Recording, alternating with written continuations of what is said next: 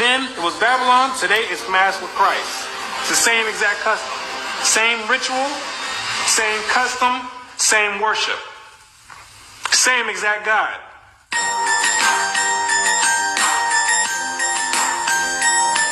The Christmas tree. Another paganistic custom and ritual that stems all the way back to ancient Babylon. It's the same exact God that worked his way all the way through and made his way all the way up to Christianity. It's the same exact deity. Most Christians don't even know that the Christmas tree is in the Bible. God condemns dealing with the Christmas tree. It's an abomination. He tells you not to deal with it. Any Christian that has read the Bible, the reason you don't know it's in the Bible because you've never read the Bible. Most Christians never read the Bible. Because if they did, they would know they're not supposed to be dealing with a Christmas tree or any other type of tree, putting ornaments and putting presents underneath it. You would know that it was an ancient custom and a heathenistic custom and a paganistic custom and a satanic worship and Luciferian doctrine. Jeremiah 10 and verse 1. Hear ye the word which the Lord speaketh unto you, O house of Israel. Thus saith the Lord, learn not the way of the heathen, and be not dismayed at the signs of heaven, for the heathen are dismayed at them. For the customs of the people are vain. For one cutteth a tree out of the forest, the work of the hands of the workmen with the axe. They deck it with silver and with gold. They fasten it with nails and with hammers, that it move not. The Christmas tree, now so common among us, was equally common in pagan Rome and pagan Egypt. In Egypt, that tree was the palm tree. In Rome, it was the fir. The palm tree denoting the pagan Messiah as Baal Tamar, the fir referring to him as Baal Berith. The mother of Adonis, the sun god and great mediatorial divinity, was mystically said to have been changed into a tree. So early Rome denoted the palm tree as Baal Tamar and the fir tree as Baal Berith. Which, when you understand anything about religious origin, you'll know that these are all the same gods. They stem from the same gods back in ancient Babylon, the worship of Nimrod, reincarnated after he died when he was deified by his mother Semiramis. He became known as Baal, and then became known as Baal-zebub or Beelzebub. And when you read the Bible, that's the highest ranking demon in the demonic forces. Luke 11 verse 15.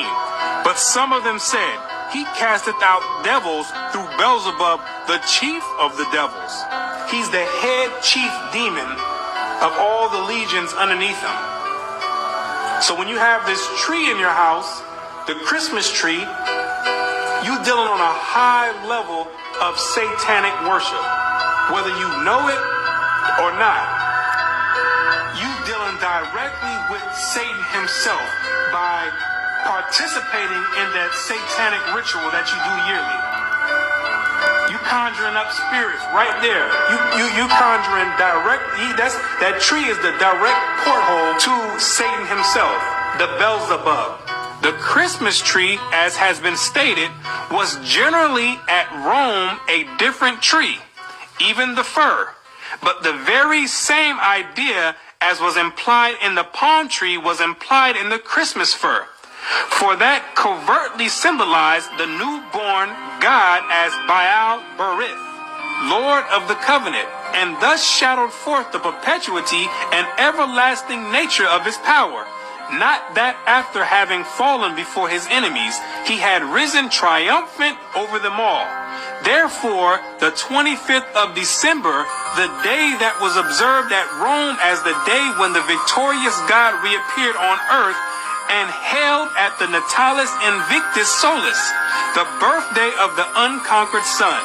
Now the Yule log is the dead stock of Nimrod, deified as the sun god, but cut down by his enemies, The Christmas tree is Nimrod redivivis, the slain God come to life again. So the Yule log is representation of Nimrod being chopped down, his death. Then you put the Yule logs into the fire. Most people don't do that part of the ritual because most don't have a fireplace to put it in. If you got money in your own place and an actual fireplace, those are the ones that partake into that ritual. Then after that Yule log gets burnt, then on Christmas Day represents the reincarnation of Nimrod, which is the tree, the Christmas tree with the presents underneath it, because the legend has it that after Nimrod was reincarnated, he'd come in the nighttime and leave presents underneath the tree. So it's a whole ritual that's being done, and you don't have any idea why you're doing it. You're completing a whole satanic ritual, and you have no idea why you're doing it. You're getting socially programmed to partake in this demonic custom, and you have no idea why you're doing it. So the hypnosis starts right after you finish at the end of November. And you get bombarded with all type of Christmas carols and Christmas movies and lights, different colors. And it's very obvious that Christmas has nothing to do with the birth of Christ. Because every store you go to Walmart, Walgreens, all you're going to hear is Rudolph the Red-Nosed Reindeer. What does that have to do with the birth of Christ? You're going to hear Santa Claus is coming to town. What does that have to do with the birth of Christ? And then on top of that, they mix in a small portion of religious belief just to mask it over and to cause confusion and make some people believe like, okay, you know what? Maybe it does have something to do with Christ. When at all that is a delusion and a disguise to what they have you doing already. They building you up to finish, to complete this ritual at the end of the month.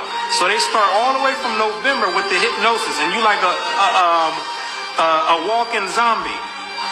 They implant it in your mind and working on sending vibrations and signals into your brain waves and getting you prepared to participate in this ritual. And everybody gets all hyped up and ramped up to do it. When you don't have any idea you're about to participate in a satanic ritual on a very high level.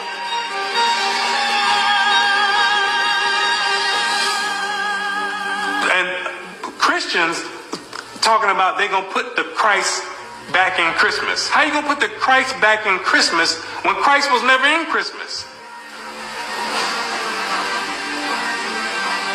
That's another delusion. Have people thinking that they're doing something right. Trying to have people rationalize in their mind for the reason that they're about to go do this ritual. Well, maybe I could just say it's the worship of Christ. No, it's not the worship of Christ. It has nothing to do with Christ, and it's self-evident.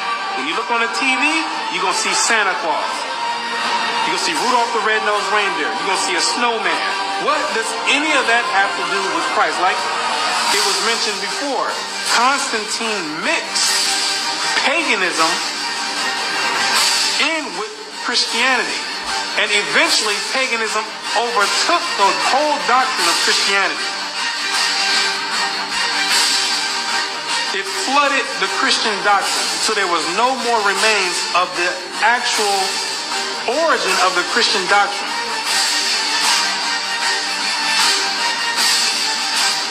That's essentially what happened. And now you left doing satanic worship. That's how clever Satan is. He done slithered his way all the way into Christianity, and nobody would ever take the time to look and say, you know what, let me find you. Everybody looking for Satan somewhere else. Maybe Satan over here. When Satan got his home base and headquarters right in Christianity. He got everybody deceived. Revelations 12 verse 9. mask over it.